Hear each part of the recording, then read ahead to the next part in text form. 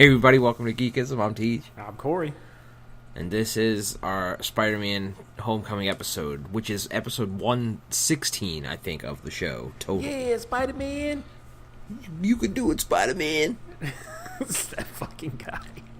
That guy was the best highlight of the movie. Not really, but it was funny.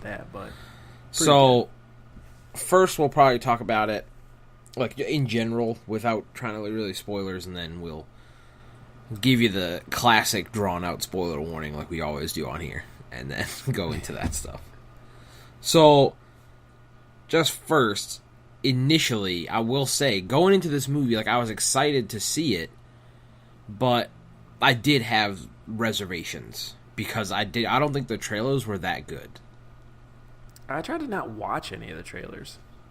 Well, like, for me, like, the biggest concern I had was because of the way they edited or whatever the trailers, it seemed like Iron Man was going to be all over this movie. And I was not, like, psyched about that. But luckily enough, in the movie itself, he's in, like, 10 minutes maybe, total. Yeah, he's in, like, a handful of stuff. But, yeah, I don't know. I mean, I saw it twice over the weekend. I only saw it once. I saw it Saturday morning, and then some other people wanted to go last night, Sunday night, and I was like, yeah, all right, I'll go again. I mean, I will go see it again. But it was good that I saw it again, because when I left initially the first time I watched it, I was like, man, that was really, like no spoilers here, but I thought it was really super good. And if you happened to see my Twitter last night, I think I solidified my ranking of where this movie kind of is for me. But I wanted to see it again, you know what I mean, just to see if I was right in that, and I wasn't just like hyped up after seeing it the first time.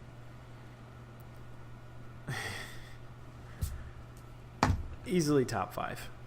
For me, I said it, so initially when I first walked out, I was like, that's top 5 easy, could be higher.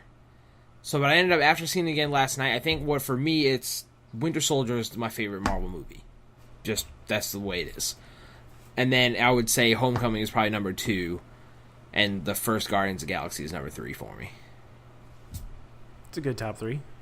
And I think it's, like, maybe some people don't like Winter Soldier as much. I think Winter Soldier's fantastic.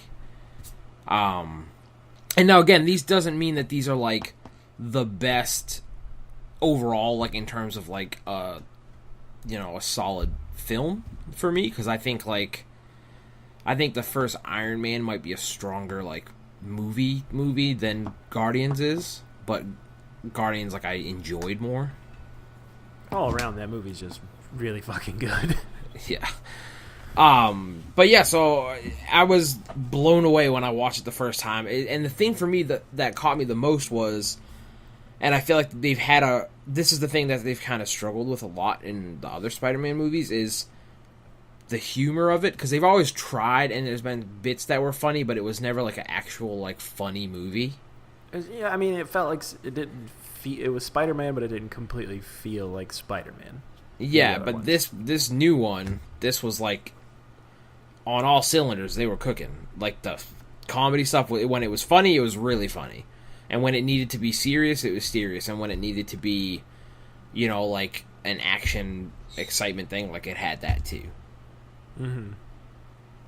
I think I liked all the characters. I liked how they kind of did sort of like, especially so what's the kid's name? Ned, right? That's his bud. Uh-huh. Who I like that they kind of took, obviously Ned Leeds, like, his friend from school way back in the day of the comics. But this one, they've kind of definitely taken Ganke from Miles Morales Spider-Man and sort of melded those characters together. Yeah, most places have confirmed that Ned Lee in this movie is like an amalgamation of a few different characters. Yeah, so I liked him, like, he was really funny. Less Aunt May than I thought was going to be in the movie, which, not an issue, but it's like an issue. You see Aunt May now these days? Shout out Marissa Tomei, you know what I mean? Marissa Tomei. But it's funny because, like, initially I'm like, all right, it's Aunt May, like, she's going to be around, like, all the time. Not really. In it enough, but it wasn't so much that I was like, man, She's around all the time. But it's funny because I felt like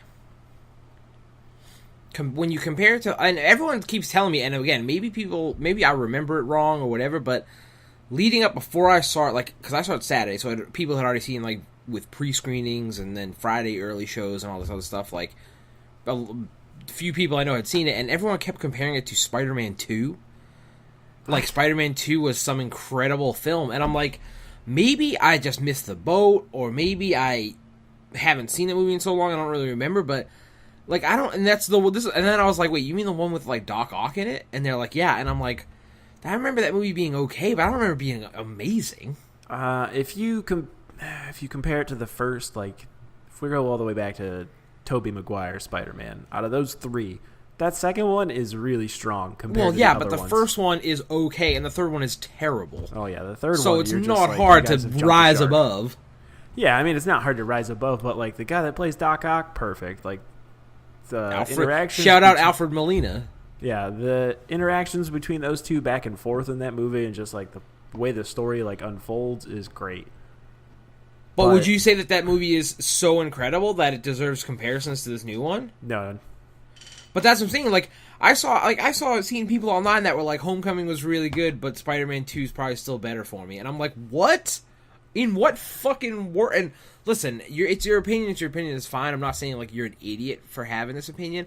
I just personally, like, I don't get it because, to me, those initial Spider-Man movies were...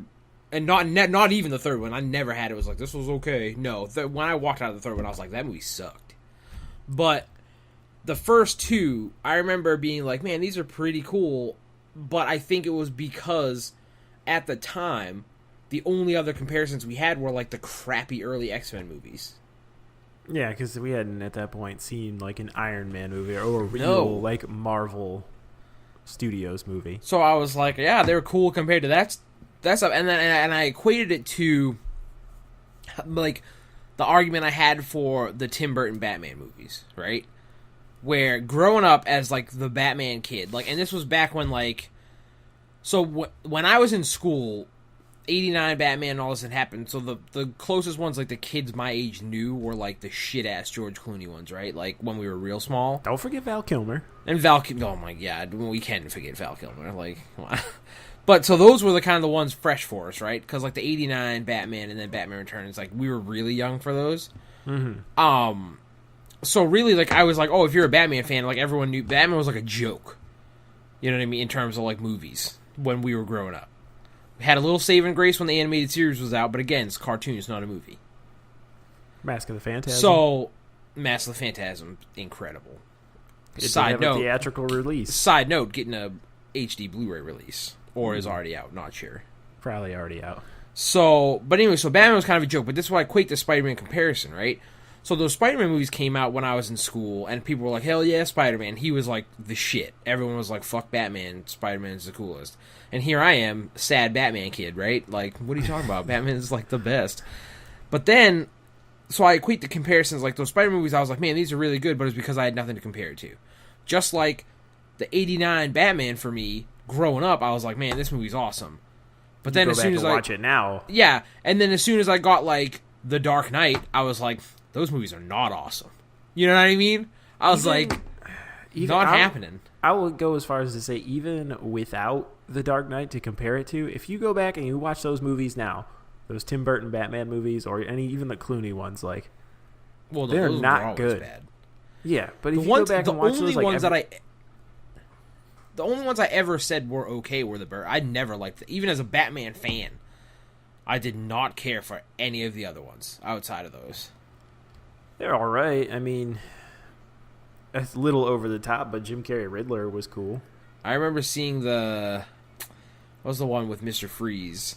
I want to say that is Batman and Robin. I remember seeing that one, literally leaving the theater as a small child and being like, that movie sucked. As a kid, which generally, like, as a kid, anything impresses you. Yeah. So to leave it as a kid and be like, that sucked, it was real bad. What, you didn't like Bat Nipples? No. And I didn't like Mr. Freeze's terrible jokes. But we're not here to talk about Batman. No. So, Homecoming. So, yeah, I would, like, thinking on the movie, having seen it twice, there's not really a whole lot that I would change to, like, make it better. Like, there's one gripe I had, and it's, like, such a nitpicky, like, stupid thing, and it's such a selfish thing, but I have it with all of these superhero movies, is, like, the scenes where he's just zipping about doing, like, saving the stolen bike and all that stuff. I just want more of that stuff. Like, give me, like, an hour of that, of him just hanging out, being Spider-Man, you know what I mean? Being a literal friendly neighborhood Spider-Man. Yeah, exactly, and it's so dumb, because, like, it doesn't move the plot forward at all. And it's just, like, my nerdiness. I just want to see Spider-Man being Spider-Man. Just hanging out, eating churros. I really liked how he was, like, Spider-Man, but he was, like, not comfortable or trained at all. No, he definitely gets his ass kicked, and he still, like, is kind of clumsy when it comes to, like, swinging around the city like, doing things, and even, like... Well, it's funny, like, because the first time I saw it, I thought I noticed it, but it goes by so fast I wasn't sure. But the scene where he's, like, swings down to catch the guy that stole the bike, you can see, like, as he's swinging down, he's kind of like, whoop, and, like, you know, juking around like a little sign as he's just trying to come down to the ground. Even, like, when he's, like, chasing through the backyards later on in the movie, and he's, like, got nothing really to, like, swing from. He's, like, landing in things, jumping through, like, just pretty much destroying everyone's shit. Oh, yeah. Which apparently is an homage to Ferris Bueller's Day Off. Yeah.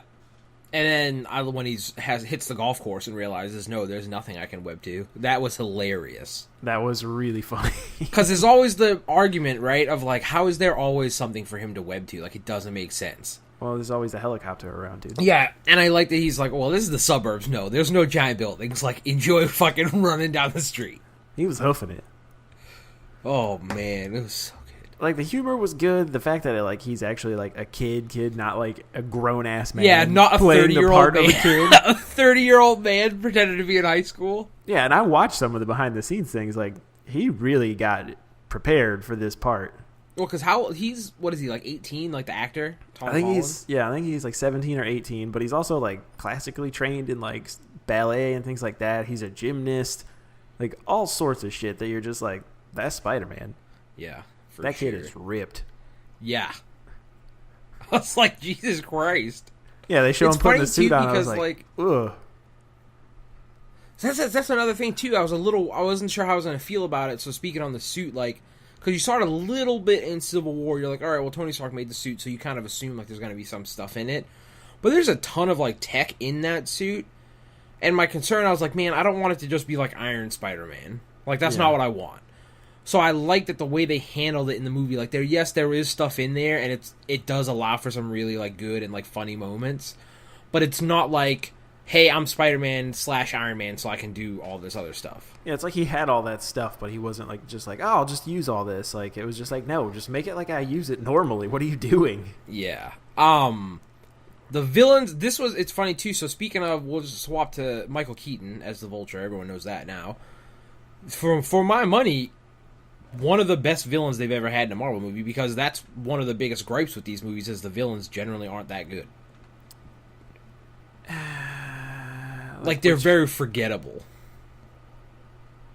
Yeah, I mean, to be fair, like, even just, like, a villain, like, everybody, like, we just talked about loving Guardians of the Galaxy, but, like, Ronan, like, shitty like, villain.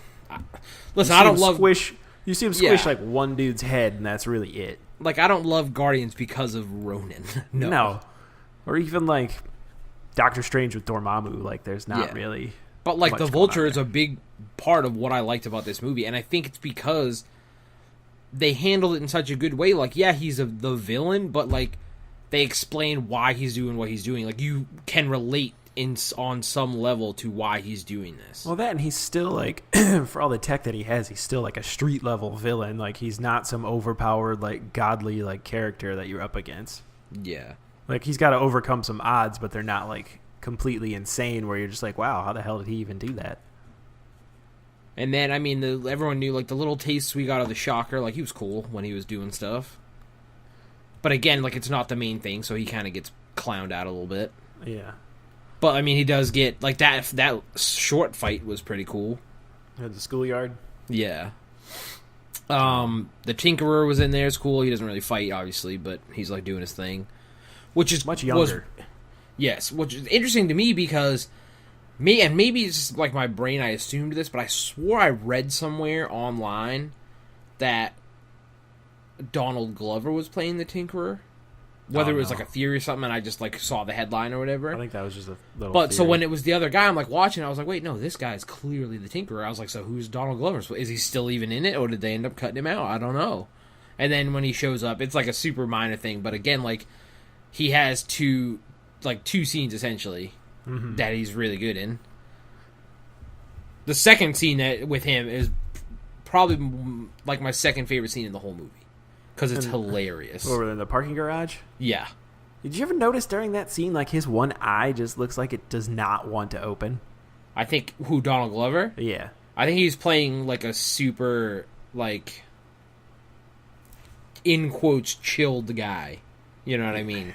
I was just like, man, well, I kind of got that, but I was just like, man, something hit him in the face. Like, that eye does not want to open. It's really weird. It was like he was trying to channel Forrest Whitaker. No offense. Oh my God. Save the rebellion. You know what I mean? Man, it's really hard to talk about this movie without spoiling it. I know. So, all right. So it's just super good. Super quick, basic rundown review. 1, obviously, go see this movie. 2, it's easily top 3 Marvel movies for me personally. I'm going to go ahead and agree with that. Okay, so top 3 for us. The best one that's come out in a while, I think. Does a good job of setting up this world without making the scope of everything seem so much bigger than it should be for a Spider-Man movie. And I hope that it's not a super long time before the next one. I'm also hoping that this deal with Sony stays on the path that it's at, and that Sony doesn't try to do anything that jeopardizes it. Just keep sitting back, counting your money, and let these motherfuckers make movies. Yeah, let us take the reins. You can make some extra cash. But yeah, so now we will get into spoiler territory. Man. So you've been warned from here on out. 17-minute 20 mark. Spoilers. All right. So rewind here. Go back to the beginning. Back to the beginning. Did you Which, thank God, didn't have me seeing Uncle Ben get shot again. I didn't have to see that. I didn't have to see the spider bite. Didn't even really talk about it. He kind of mentioned it, where he was like, after all the stuff Aunt May's going through, like, I can't let her know, like, I'm Spider-Man. Yeah, and I didn't even hear, like, the lines of great power comes great responsibility throughout the whole movie. No, it wasn't in there. Which, I mean, you kind of got... It's been touched on so many times, we don't need it. Yeah, I mean, you kind of got a version of it in Civil War when he was telling Tony Stark, like, you know, if you can do it, I can, but don't, you know, it's a problem. Mm-hmm. Which is kind of like another take on it. So I was like, all right, they set that up in there. You know what I mean? So I was like, all right, they don't have to do any of that in here. And even with the spider, it was just like Ned being like, so is the spider still alive? You got bit by a spider? I said, yeah. Is it still alive? No, Ned, it's dead. Yeah. And I was like, all right, cool. Shoot venom? Can you summon spiders? And he's just like, no, dude. No. It's funny, though, too, that I noticed, and I didn't really think about it in the movie because I felt like it was, I thought it was there because they kind of hinted it. They just didn't, like, put an effect for it, like the Spidey sense.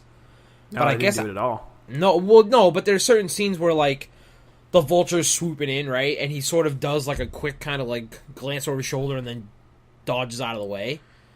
So to me, I was like, oh, is that just kind of like they're handling it in that way? Like, he doesn't really, like, oh. Yeah, they did it. The director and Kevin Feige said that they didn't want to put an emphasis on it and be like, oh, I've got spider sense. You know, they just wanted to kind of show it because in the other movies, there was all those, like, super slow-mo scenes or, like, him, like, basically, like, pointing it out, like, right on the nose. Like, yeah, it's a spider sense. Like, well, yeah, and I like the way they did it. I think most people nowadays know, like, he has that power. Like, I don't need to see an effect or something every time it happens.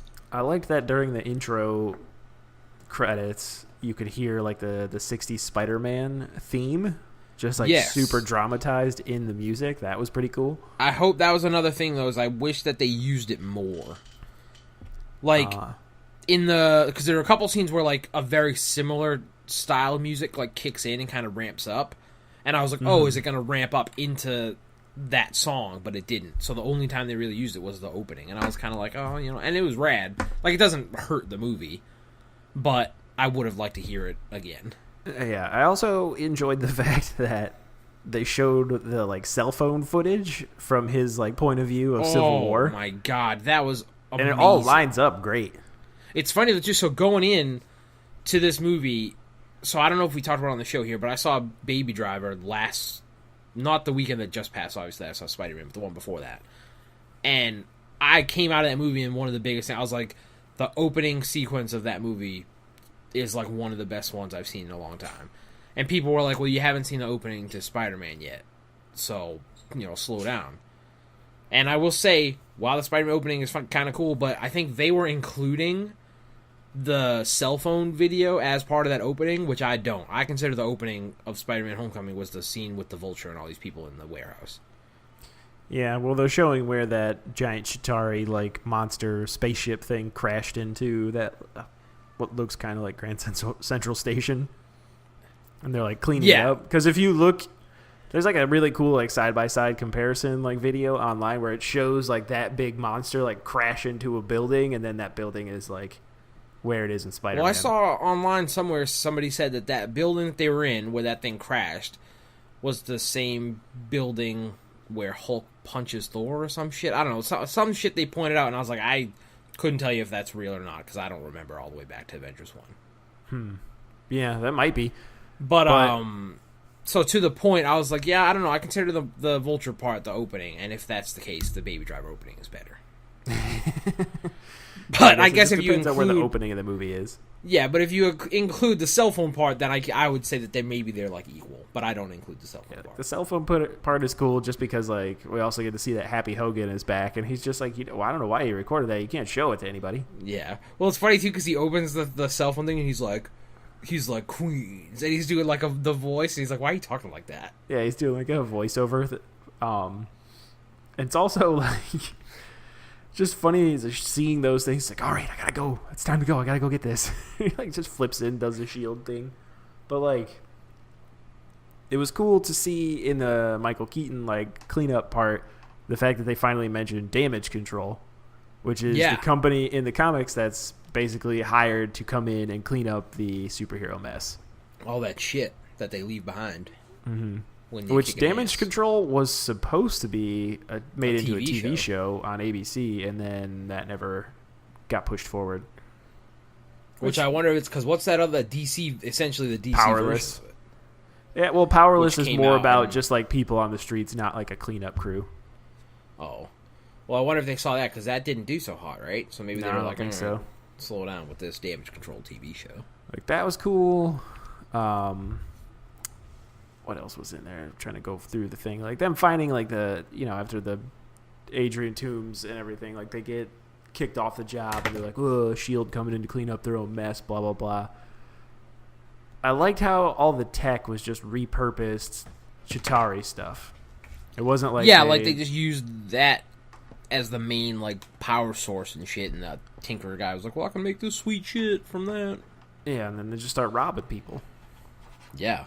But that's the thing is, and another thing I had to stop and think about was, so they show them first doing like the first Avengers, like after that attack, like the cleanup, and then them getting kicked off the job and deciding that they're gonna start robbing back these trucks and shit like that are taking this stuff, and then it's like 8 years later, and in my brain I was like, has it really been 8 years since the first Avengers movie?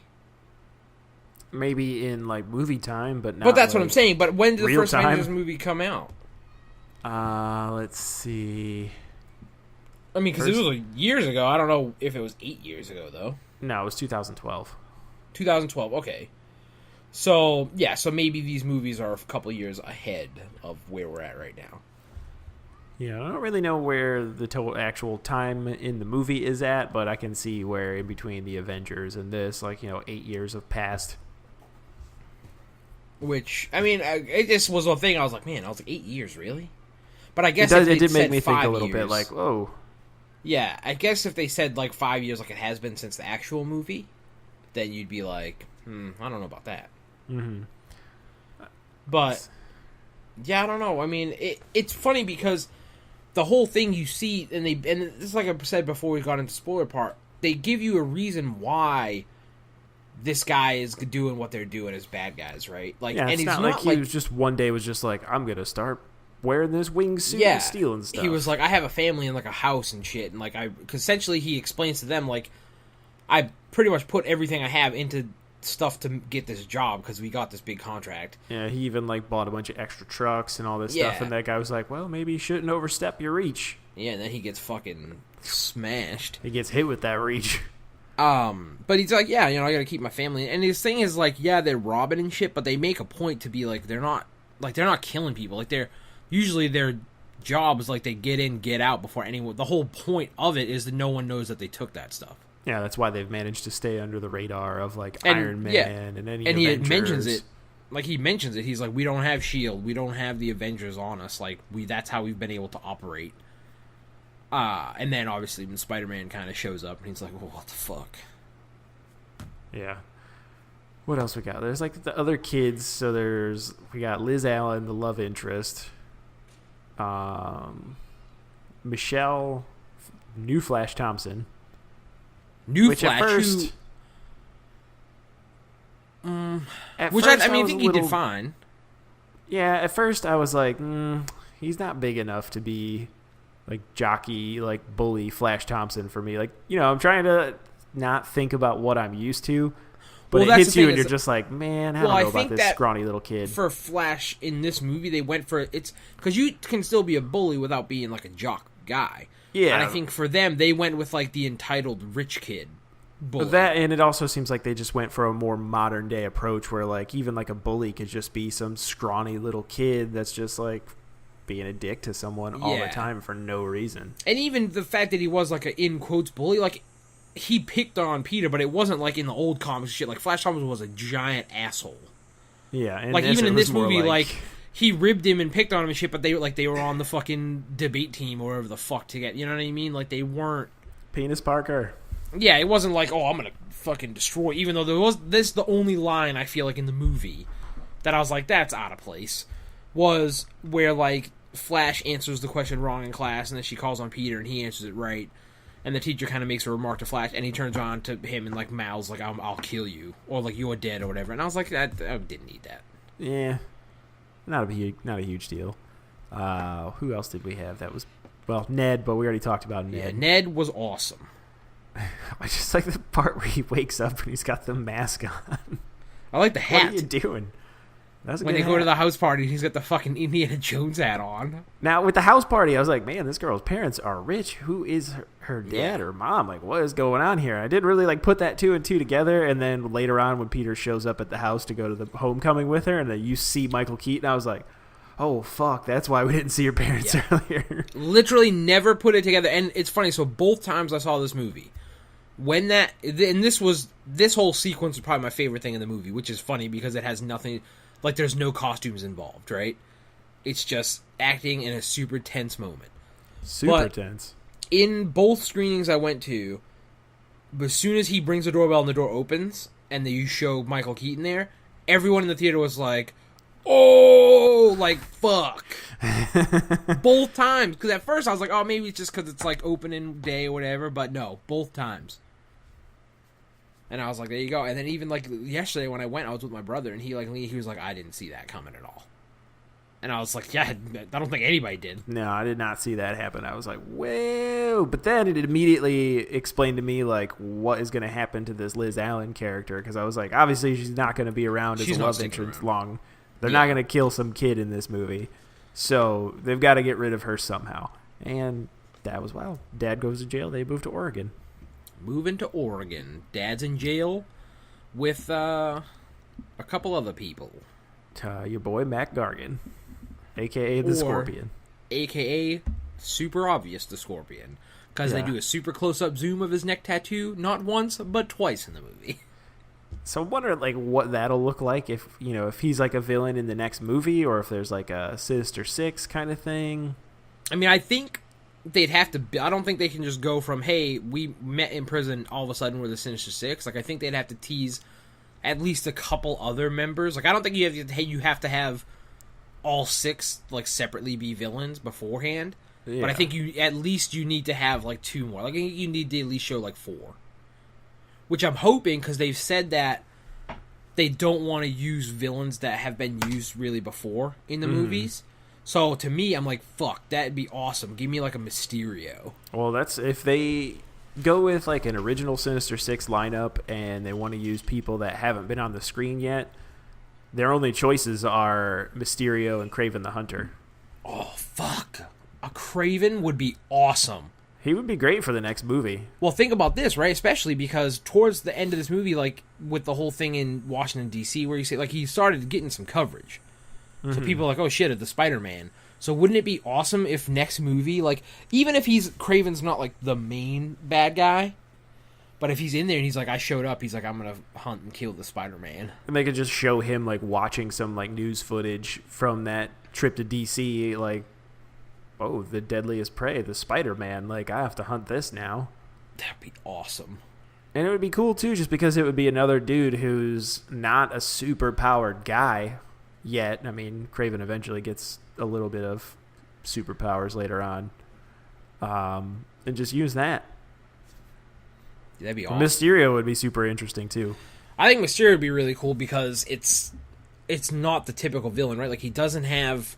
I mean, I guess it depends on what interpretation they use, but I'm thinking of, like, classic Mysterio, right? Like, he doesn't have powers so much as he's kind of like a gadgety guy, but it's all, like, theater stuff, like illusions and shit. Mm-hmm. So I think that'd be really cool, especially for something like Spider-Man, because physically, Spider-Man should be able to just destroy Mysterio. But it's the fact that with the illusions that he can kind of get in his head, I think that'd be a very interesting thing to do for a movie. My thing is, I guess they were saying like they're going to keep him these movies through every high school year, but I was like, oh, I figured they'd do... Like, this one, they were sophomores, right? I think he said. Yeah. I just assumed the next one, like, they'd be, like, seniors. Yeah, I wonder if it'll jump forward at all. But, yeah, I mean, either way, it doesn't really matter. Like, just more of this. I do like the fact that they were like, oh, we're going to use the Shocker. Not one of them, but two of them. See, I don't know shit about the Shocker. I didn't know that there was, like, multiple dudes that were the Shocker. I don't think there's been multiple dudes that have been the Shocker, but it was cool to see it happen the way it did in this, just because, I don't know. That other like, guy was an asshole. Yeah, and then we got another dude who, to me, kind of looked like if, I don't know, he looked like a little He looked cooler. like an alternate universe Dave Chappelle to me when I first saw him. And the other dude that gets killed is other universe Tom Hardy. Yes! Fuck! I knew it. I'm watching the movie. I was like, who does this guy look like? Like, And basically, I couldn't think about it. yeah, basically the Shocker was alternate universes of other celebrities. So bad. Because at work the one day, one of my buddies, he was like, yeah, man, like, that was crazy. They killed off the dude that played the one Shocker so fast. Like, my wife was losing her mind because she loves Tom Hardy. And I was like, that's not Tom Hardy, bro. He's like, what? He's like, what do you mean? He's like, he looks just like him. I was like, oh, no. That's this guy. Oh, And I looked his name up, and he was like, holy shit, doesn't he look like him? I was like, oh, yeah, he definitely looks like fucking Tom Hardy, but that's not him. So, the big sort of sequences in the movie, there's the Washington, D.C. trip, which is we've seen in some of the trailers where he does, like, the flip off the monument over the helicopter and that whole thing, which was cool. Lets them wings rip. A sequence that I really liked a lot, though, was when he gets trapped in the damage control, like, storage house, and he sort of starts to figure out, like, to suit AI and kind of go through a lot of that stuff and figure out the different kind of webs he Karen has gets and her shit. name. Karen, yep. I also like the fact that while he was in there, it kind of started to show more of the brain power of Spider-Man. You know, like, okay, I need to get out of here. Like, let's try these sequences and hack this door open. Yeah, which I liked because I think the other movies especially, they never really did a great job of showing that he was more than just like, hey, I jump around and fight guys. You know what I mean? In this, like, showing him making the web fluid while he's, like, in the middle of class, and then, like, web fluid 3.0, and then he's got his own gauntlets and, like, his crappy costume. Yeah. Like, it definitely put more emphasis on the fact that, like, he's super smart. Yeah. Well, and they kind of hinted at it, too, that, like, which, again, I think they kind of took this from the Miles books, was in the scene in the car where, like, Toombs is talking to Peter and Liz is in there, like, when they're on the way to homecoming, and he kind of mentions, like, if you go to that school, you sort of have, like, your life set for it, you know what I mean? Like, that's, like, a high privileged school, like, a lot of smart kids in there. That's the vibe I got anyways. Which is sort of like in the Miles books, like, you get accepted to this fancy school or whatever, and it's sort of like, alright, well, this is only where, like, the smartest kids go. Yeah. And even, like... whether it's true or not, I don't know. That's just the vibe I got from it. Yeah. I also like the fact, like, speaking of Miles, like, we kind of got a reference to him when Peter's talking to Donald Glover's character, Aaron Davis, who is Miles' uncle. Which is funny. At one point, is like, yeah, I got a nephew. Yeah, that lives in this neighborhood, which is funny because the first time I watched it, I was like, I don't understand who Donald Glover's character is, and I completely missed the first scene that he's in where they're trying to sell him the weapons, and he's like, I just need something to stick somebody up, I don't want to shoot them back in time or whatever, you know what I mean? Because these are all, like, ridiculous guns. Yeah. And the guy mentions, like, we got this, and he's like, we got these, like, wall climbers or whatever, and he's kind of, like, climbers and kind of gets, like, interested, and then Spider-Man shows up. And I completely missed that the first time around. Well, there's even a point when he's, like, scanning all the people, and it's showing their identities, where it shows and it says him Aaron Davis, the Prowler. So, and it's funny, because a lot of the dudes I watched the movie with, like, they don't really necessarily read the comics, so they don't know, like, the connection.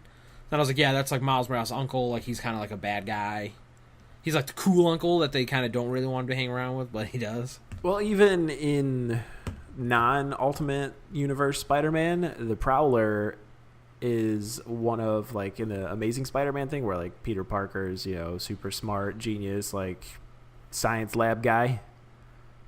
He needs someone to double as Spider-Man from time to time, so he's actually befriended the Prowler, and the Prowler has been, like, in some issues, or at least when I was still reading, it was moonlighting as Spider-Man when he needed him to.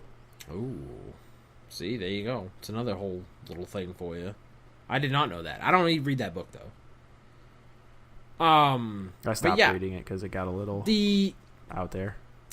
It's interesting to me because there wasn't necessarily, like, a big end of movie fight, I feel like, between Spider-Man and the Vulture. It was more of, like, the Vulture trying to fight Spider-Man as he prevents a plane from crashing into buildings. Yeah, they kind of fight when he's on top of the plane. Yeah, but I don't really think that was, like, a fight, though. Like, it's not a fight when you compare it to, like, the end of Guardians 2, where everyone's fighting the giant ego, like, all that stuff. Or you compare it to I'm trying to think of, like the Iron Man 1, where he fights the Iron Man. You know what I mean? Like, there's a big, like, all right, these are the two guys, and they're going to fight for a bit, and then it's whatever. Yeah. But I think it was a good sort of, like, example of what Spider-Man is anyways, like, in my mind. And the whole movie did a good job of this, which is, like, you never really win as Spider-Man. It's essentially your whole life is just trying your best to make the mess not be as big as it's going to be. Yeah, the Parker luck doesn't always mean it's helpful. And, like, and you even to another point is the whole movie essentially is him realizing that he's never going to be able to fully be just Peter Parker because he's Spider-Man. And you see that with, like, when he's going to the homecoming and he runs in, he's like to Liz and he's like, sorry, I can't, like, yeah, he's like, I gotta can't be here. I don't get to have the happy time with the cute girl. Like, I have to go save the day. Yeah, I did. Which like is always something I've liked about Spider-Man. Yeah, I did like the fact that the way the Vulture, when he was fighting him, was very bird-like, like picking him up in his feet and then just, like, smashing him into the ground. Yeah. Which is another thing, too, and I felt that even more so than I've felt for any of the characters in these superhero movies was, and maybe it's just because, like, he's a kid and he visibly looks like a kid, is that there's multiple times in this movie where even knowing, like, yes, it's a franchise movie, they're not going to kill him, that I was like, holy shit, someone help this boy. Specifically when he's trapped in the wreckage of that warehouse. Yes. And there's literally there's the super quick scene where he's like screaming out, "Someone help me, I'm trapped in here." And then they went and did like a recreation of a scene from Amazing Spider-Man 33 where he's like trapped beneath this wreckage. He thinks he's going to die. Like he's like, this is it, you know. It's a super iconic like Spider-Man like panel. And then essentially he has that moment like he did in the movie where he's like, no, I can't give up. Like I have to do this, and figures out like really how strong he is and lifts the wreckage and gets out. Yeah, that was an awesome scene. And then that's what goes into like the ending sequence. Yeah. But yeah, I mean, I don't know. There's a super twist with the Vulture and all this stuff, which was, it's like, if someone's like, oh, I saw that coming, I'd be like, fucking, then you're a psychic. Like, go work for the cops or something. Yeah, and then, like, I don't know. The fact that there's a few things, like, me, if I had to have one gripe about the movie that I wish they would have changed was the fact at the very end, Aunt May sees that he's Spider-Man. Yeah, I mean, it was weird for sure because we're so used to that. Well, the way I've always taken it was that he has never come out and told her that he's Spider-Man, and she's never come out and said, I know you're Spider-Man. But there's always been of kind of like I got like Commissioner Gordon and Batman. Like, they know, but they don't, like, they just kind of like brush it off. Because they know that, like, if you acknowledge it, it changes everything. So, I don't know, that's the vibe I always got, but it was interesting that in the movie, they decided to essentially flat out have her see that he's Spider-Man. Yeah, which I'm sure it'll be fine in the long run, but like in that moment, I was like, man, no. Like, let this go another movie at least. Especially too, because it's like right at the end. And they don't, like, it does, nothing else happens. And you're like, oh, shit. Yeah, like that, I was kind of like, I did like the fact that throughout the whole movie, like, Tony Stark references how hot Aunt May is, and when he's at that sandwich shop that he loves, the dude's trying to, like, speak Italian or whatever around him about he's like, Tony's like, yeah, he's got this, you know, hot aunt, blah, blah, blah, and then he says something back to him, like, hey, I know what you're talking about, and they're all just like, oh, you got me. Yeah, and then even when they go to, like, the Thai food restaurant, too, like, it's very definitely brought up a few times. Yeah, she's like, I think he likes you. She's like, oh, okay. Which is funny because I remember that was, like, a whole thing that's, like, the meme, right? Of, like, man, he's so young, and now Aunt May is super young because we're used to, like, the really old lady Aunt May. And so I like that they sort of embraced that in the movie. Yeah, and it was, you know, tastefully done. Yeah. And then we got a sort of version of the Iron Spider costume. Yeah, that thing was kind of snazzy looking, but I'm very glad that when Tony was just like, all right, man, this is it. I got a sea full of reporters on the other side of that door. We'll get you in this suit and welcome you to the Avengers. And he's like looking at the suit, and I'm like, please don't take it. Please don't take it. Yeah. I mean, it looks cool, but like, I want this normal suit for a while. Yeah. And then he's just like, you know what? I'm not going to do it. And I was like, oh, got him. Yeah, keep the standard red and blue. And then was surprised to see Pepper Potts back. I forgot about that. Yeah, well, because the last time it was mentioned was like, oh, they were on the rocks. And that was during Civil War, I think, right? Yeah. Because I think Captain America makes a little like jab about it. Yeah, so, yeah, it's interesting. Well, it's another thing, too, is where they're talking about the stuff that they're packing up to move, because essentially they established a new like Avengers headquarters in this movie. Mm-hmm. And he's talking about the stuff they're packing up. It's like Thor's magic belt, but then he's like a new prototype for a new Captain America shield. So I'm kind of like, where is their relationship at right now in this movie during this time? Because then when they're doing like the Captain America movie in like gym class or whatever, Hannibal Buress, with like one of the funniest lines in the movie. Was they finished the movie, he's like, oh, I think this guy's a war criminal now or something, but I don't care, I'm supposed to show you these movies, let's hit it. They just fucking, like, walk out to do, like, the fitness challenge or whatever. Yeah. So, clearly, like, the general public still sees him as, like, the bad guy or whatever in that scenario. I do like the fact, can we talk about how when they had the Hollywood premiere for this movie that Hannibal Buress paid someone to go in his place and pretend to be him? What? Yeah, he did a thing on Twitter where he was like, I'll pay someone $500. You have to look like me, be kind of funny, and handle things on the spot. But you're going to go to this premiere and you're going to pretend to be me. And some dude fucking did it. That's awesome. And there's like photos of the guy getting interviewed and stuff. Wow. Yeah, you should look it up. It's pretty funny. But, yeah, I mean, there was a lot of interesting stuff in this movie. I was glad that, part of me, I was like, man, I really wish Captain America was in the movie more, just because I liked, like, their super brief exchange in Civil War. Yeah. But then again, like, the way that he was in the movie, kinda, I felt was, like, so perfect. It's pretty funny. Just, like, those little PSAs. Yeah, especially the one when they're in detention. Yeah. And, like, that sequence ends, and he goes, so your body's changing. He goes, I know about that. He's like, all right, let's stop this movie. We've gone too far now. Oh, my God. But I've seen a lot of people online with the MJ thing. Well, it's funny because when I saw the movie, I was like, my first thought, I was like, oh, cool, all right, that's interesting. Like, it's a different take on that. But then I thought, I was like, but this makes sense because her name's Michelle, even if it is Michelle whatever with a J. Her last name is Jones. It's not Mary Jane.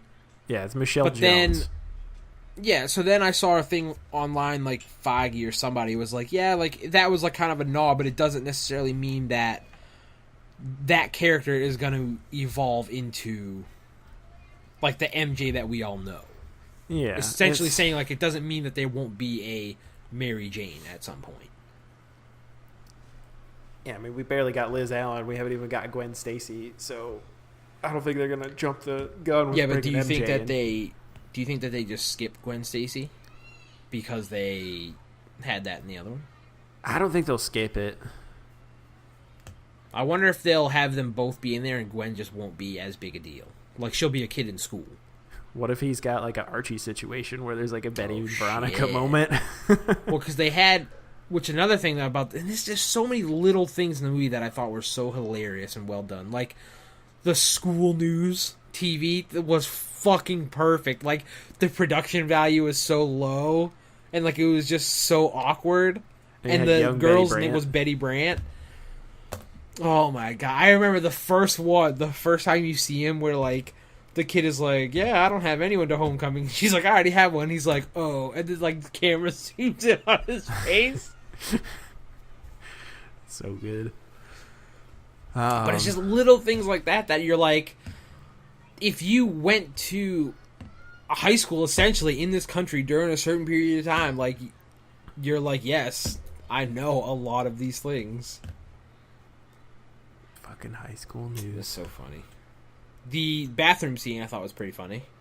Where like Happy's in the bathroom like waiting for him? Yeah, and he's just standing there awkward, and then the kid comes out of the stall and takes a really long time to, like, wash his hands. And he's just, like, staring everybody down while he's washing his hands, just like, hey. I did like the fact that there's also the moment where you think he's going to get to kiss Liz as Spider-Man, and they're almost going to, like, recreate that upside-down kiss from the other Spider-Man movie, and then it's just like, nope. Oh, yeah, and he just falls. Yeah. Did you happen to see all this stuff online where, like, to me it's a huge reach, where everyone's talking about the AI in his suit, Karen? They're like, could this be a secret character? I don't think so. So there's... The only other Karen I know of is Karen Page. Yeah, well, there's this theory going around, and it's very far-stretching, where they're referencing a moment, I want to say in... God, when does Iron Man get Friday as his AI? Is that Iron Man 3 or is that Age of Ultron? I want to say technically Ultron, because once the Vision is created, Jarvis isn't a thing anymore. Yeah, that seems right. Well, there's a point there where he's like looking through files for these other AIs, and one of the tapes says Jocasta. Jocasta is another like character that Ultron created, almost like his like Bride of Frankenstein. Oh. Sort of thing. She's another android who eventually becomes a good guy, like Avenger, because, you know, Ultron can't make people to work for him that are smart.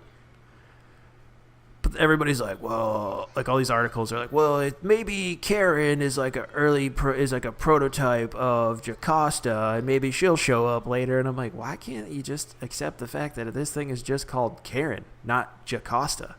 Yeah, maybe. I mean, maybe it was like someone that helped work on the movie or whatever, and they just wanted a little nod of the. I have no idea, but when I heard Karen, I was like, "Oh, that has nothing to do with Karen Page because he wouldn't know her." Yeah, that's the only thing that bums me out too is that how they haven't done any crossover with Netflix in the movies yet. Because in my mind, like Spider-Man and Daredevil crossover all the time, and I would have really thought it would have been really cool to, even in some way, right? Like mention Ben Urich or mention something from that. Because it's not even like they're like cross country. It's literally like the neighborhood in the same city, like area. Like, come on. The only thing they really reference is like all the Avengers, like Battle in New York, the Sokovia Accords, and like all the Civil War stuff. Nothing about the Daily Bugle either. I feel like, unless I missed it. I feel like he's still a little young before they start touching on that. Yeah. Maybe we'll get that next time when the Scorpion shows up because, J. Jonah Jameson's responsible for that one. Oh, yeah? Yeah, I want to say he helps create the Scorpion in order to beat Spider-Man. Like, he funds it. Oh. You know what? Maybe. I wonder if they're going to bring in Jameson, though. And if they do, I wonder if they'll keep him the same sort of, like, caricature like he is, you know what I mean? Like how J.K. Simmons did it so well. Yeah, but I don't know. I mean, I don't have a lot more to say about this movie, I feel like, other than like you should definitely go see it.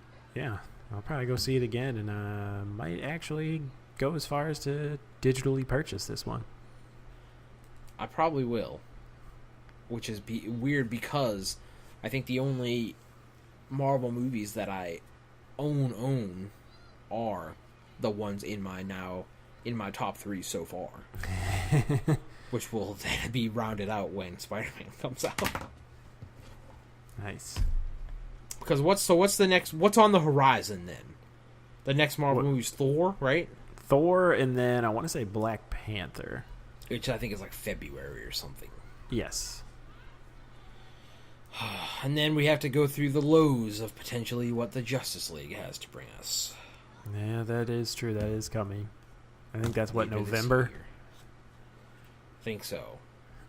We got Thor Ragnarok, Black Panther, and then Infinity War, Ant-Man and the Wasp, Captain Marvel, Untitled Avengers 4 movie, Spider-Man Homecoming 2, July 5th in 2019. It's only 2 years, though. That'll go by fast. Which that's what another thing that came out too is they said like essentially Spider-Man 2 is going to be what kicks off and sets up like Phase 4, which is the one after like the Avengers shit is over.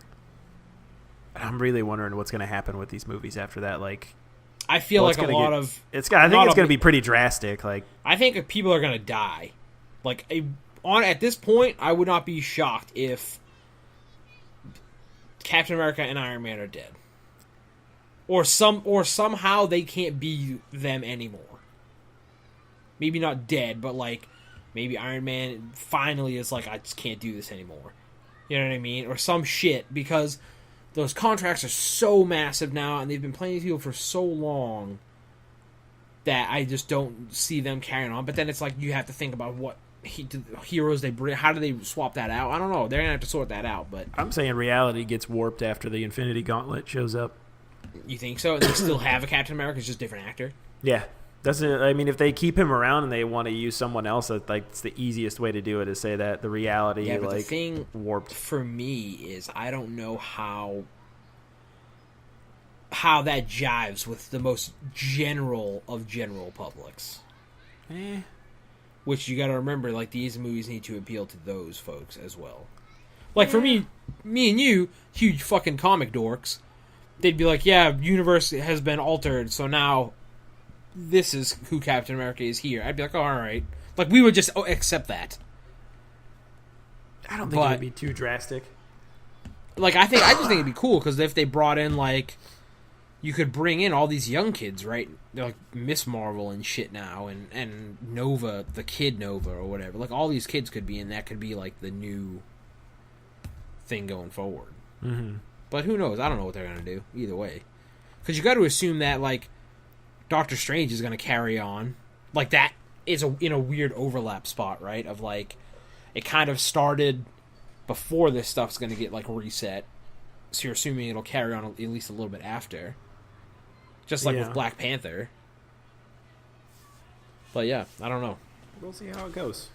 Yeah, and go see Spider-Man. I'm still going to see all these movies after this is all done. Yeah, for sure. But yeah, check out Spider-Man. Go see it twice. Yeah, or thrice if you like it that much. The band? Is that a band? It is a band. I don't know. Too old for this. All right, we'll be back next week. Does that just mean 3 times? Yeah. Either way, that's a dumb band name. Whatever. We'll see you next week. All right, see ya.